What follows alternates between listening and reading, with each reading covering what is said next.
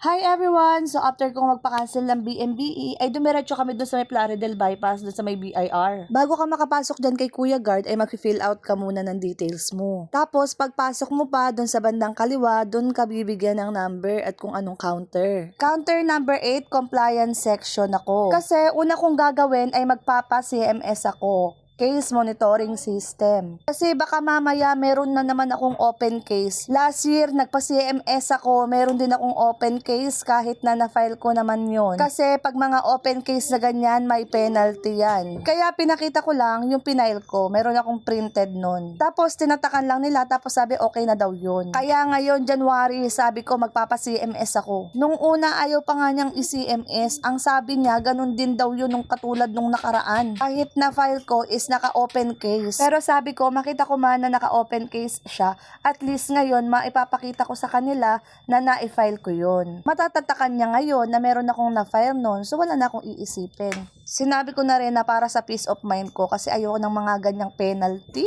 Pagka kasi BIR, money.